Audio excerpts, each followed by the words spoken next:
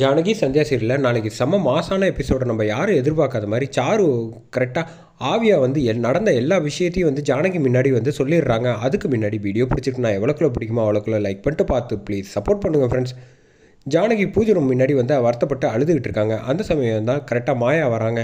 நீங்கள் ஒன்றும் கவலைப்படாதீங்க பெரியம்மா, நிச்சயமாக நடந்த எல்லா விஷயத்தையும் நான் ஒன்று விடாமல் கண்டுபிடிக்கிறேன் அப்படின்னு சொல்லிகிட்டு இருக்காங்க.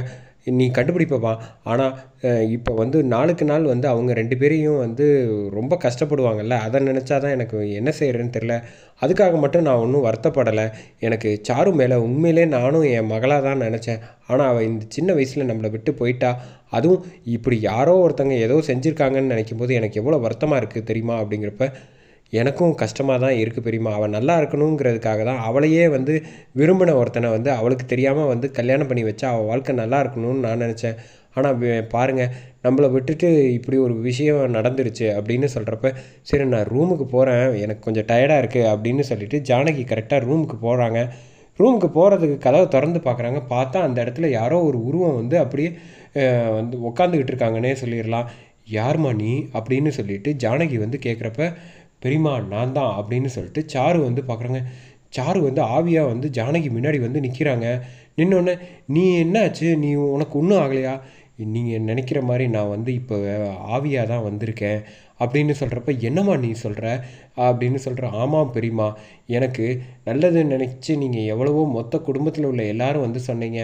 அதை நம்பி தான் நானும் சரின்னு ஒரு குழப்பத்தோடையே யோசிச்சுக்கிட்டு இருந்த சமயத்தில் தான் எனக்கு இப்படி ஒரு ஆவியான வந்து என் ஆத்மா சாந்தி அடையாமல் இப்படி ஒரு விஷயம் நடந்துகிட்ருக்கு நான் செஞ்ச பாவத்துக்காக அப்படின்னு. நீ அப்படிலாம் சொல்லாத. ஆமாம், அன்றைக்கி என்ன தான் நடந்துச்சு அப்படின்னு சொல்லி இந்த பக்கம் ஜானகி வந்து சாரு ஆவிக்கிட்ட வந்து பேச ஆரம்பித்தோன்னே, அன்றைக்கி புவனேஸ்வரி வீட்டுக்கு நீங்கள் எல்லோரும் பேசினதுக்கப்புறம் எனக்கு இதுக்கப்புறமும் வந்து சீனு மாமாவை வந்து எனக்கு கல்யாணம் பண்ணிக்க துளி கூட விருப்பம் இல்லை. அதனால தான் அவங்கள வீடு தேடி நான் போயிருந்தேன். போனப்போ வந்து எவ்வளவோ சொல்லி பார்த்தேன் அவங்கக்கிட்ட.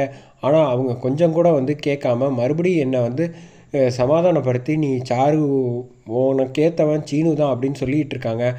அந்த சமயத்தில் வந்து சொன்னோன்னே நீ எப்போ தனியாக போகிறதா இருந்தால் அவளை தேடி ஏமா போனேன் அப்படின்னு சொல்கிறப்ப அங்கே தான் நான் தெரியாமல் வந்து இவ்வளோ பெரிய விஷயம் தப்பு பண்ணிட்டேன் அப்படின்னு சொல்லிட்டு, சரி உன்னை யாருமா இப்படி பண்ணுது அப்படின்னு சொன்னோன்னே இந்த நடந்த எல்லா விஷயத்தையும் வந்து ஒன்றும் விடாமல் ஜானகி கிட்ட வந்து சொன்னோன்னே, நீ ஒன்றும் கவலைப்படாத சாரு, உன் ஆத்மா நிச்சயமாக சாந்தி அடைகிறதுக்காக வந்து உனக்கு யார் இப்படி செஞ்சாங்கன்னு நீ சொன்னையோ அந்த அத்தனை பேரையும் நான் ஒன்றும் விடாமல் எல்லாருக்கும் நான் வந்து தண்டனை வாங்கி கொடுத்துட்டு உனக்காக வந்து நான் ஐயரை வச்சு ரகுராமியே வந்து சொல்லி உனக்காக வந்து நான் பண்ணுறேம்மா பரிகாரம் எல்லாமே. நீ உன் ஆத்மா நிச்சயமாக சாந்தி அடையும், உன்னை நான் அப்படியே விட்டுற மாட்டேன் அப்படின்னு சொல்கிறப்ப இப்போ தான் பெரியம்மா இந்த உலகத்தை விட்டு போனதுக்கப்புறம் தான் எனக்கு யார் நல்லவங்க யார் கெட்டவங்க என் மேலே உண்மையான அக்கறையோடு இருக்காங்கங்கிறது எல்லாம் புரியுது அப்படின்னு சொல்கிறப்ப டக்குன்னு வந்து மாயா கதவை திறந்து பார்க்குறாங்க. திறந்து பார்த்தோன்னே வந்து பெரியம்மா யார்கிட்ட வந்து பேசிக்கிட்டு இருக்கீங்க அப்படின்னு சொல்கிறப்ப, இல்லை இப்போ சாரு ஆவி வந்தா அப்படின்னு சொல்கிறப்ப நீங்கள் அவளை நினச்சி வருத்தப்படுறதுனால அப்படி இருக்கும். இல்லை கிடையவே கிடையாது, என் முன்னாடி அவள் வந்து நின்று எல்லா விஷயத்தையும் சொன்னாலே, புவனேஸ்வரி வீட்டுக்கு போனதா சொல்கிறா. அது மட்டும் இல்லாமல் யார் காரணங்கிறது எல்லாத்தையும் என்கிட்ட சொன்னால் அவள் சொன்னது எல்லாமே எனக்கு நல்ல ஞாபகம் இருக்குது அப்படின்னு சொல்கிறப்ப, பெரியம்மா இப்போதைக்கு நீங்கள் வந்து எதை பற்றியும் குழப்பாமல் நிம்மதியாக தூங்குங்க அப்படின்னு சொல்லிட்டு போர்வையை போத்திட்டு இப்படியே தூங்க வச்சுட்டு அப்படியே பக்கத்தில் உட்கார வைக்கிறாங்க. உட்காந்துட்டு அப்படியே தலையை தடவி கொடுக்குறாங்க நம்ம மாயா. என்ன ஆச்சு, நம்ம பெரியம்மாவுக்கு வந்து இப்படிலாம் வந்து சொல்லிகிட்டு இருக்காங்க அப்படின்னு சொல்லி யோசிக்கிறாங்க. காலையில் விடிஞ்சதுக்கப்புறமா வேகமாக ஜானகி வந்து மாயாவை கூப்பிட்றாங்க.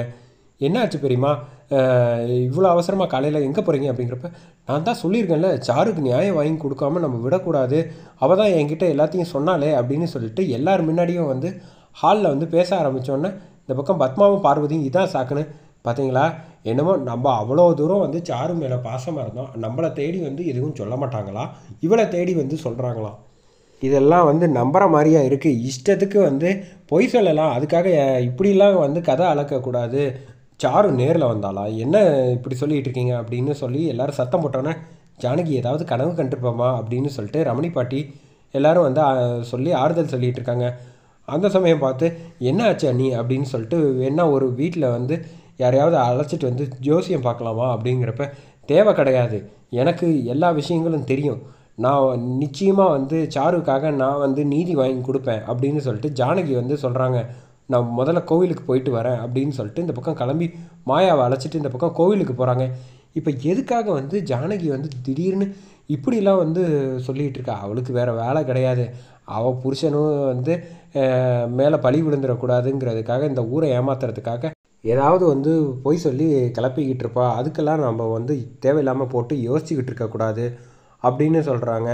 சரி இருக்கட்டும், எதுவாக இருந்தாலும் பார்த்துக்கலாம் அப்படின்னு சொல்லி இந்த பக்கம் பத்மாவும் பார்வதியும் உட்காந்து தட்டை போட்டு மறுபடியும் வந்து சாப்பிட்டுக்கிட்டு இருக்காங்கன்னே சொல்லலாம். மணியும் சரி சிவராமனும் சரி எவ்வளோ சொன்னாலும் கொஞ்சமாவது கவலை இருக்கா? எதை பற்றியும் கவலைப்படாமல் இவங்க இப்படி தான் இருக்காங்க. அவங்கள பற்றிலாம் நம்ம பேசிகிட்டு இருக்க வேணாம், நம்மளால் என்ன செய்ய முடியும் அப்படின்னு சொல்லிட்டு சீனுவையும் போய் வந்து நம்ம வக்கீலை பார்த்து ஏதாவது வேறு ஏதாவது கண்டுபிடிக்க முடியுதான்னு பார்ப்போம் அப்படின்னு சொல்லிட்டு இந்த பக்கம் சிவராமனும் மணியும் கிளம்பி போகிறதோட சூப்பராக முடிச்சிருக்காங்கன்னே சொல்லலாம்.